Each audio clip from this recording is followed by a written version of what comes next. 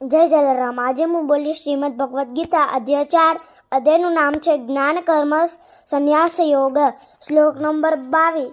યદ્રચ્છા લાભ સંતુષ્ટો દ્વંદ્વાતીતો વિમત સમાસિદ્ધાવસિદ્ધૌ ચ કૃત્વાપી ન નિબધ્યતે ગતા સંગસ્ચ મુક્તસ્ય જ્ઞાનાવસ્થિતચેતસ યજ્ઞાચરતઃ કર્મ સમગ્રમ પ્રવિલીયતે બ્રહ્માર્પણમ બ્રહ્માર્હવિ બ્રહ્માગ્નૌ બ્રહ્મણોહુતમ બ્રહ્મૈવ તેન ગંતવ્યમ બ્રહ્મ કર્મ સમાધિના દૈવમેવ પરે યજ્ઞ યોગીને પરિપાસતે બ્રહ્માજ્ઞાવ પરે યજ્ઞનેવોપજુવતી શ્રોત્રાદીન ઇન્દ્રિયાણ્યે સંયમાગ્નિષુ જુવતી શબ્દાદીન વિષયાનન્યે ઇન્દ્રિયાગ્નિષુ જુહ્વતિ સર્વાણી ઇન્દ્રિયકર્માણી પ્રાણકર્માણી ચાપરે આત્મસંયમ યોગાગ્નૌ જુહ્વતિ જ્ઞાનદીપિતે દ્રવ્યયજ્ઞાસ્તપો યજ્ઞા યોગયજ્ઞાಸ್ತથા પરે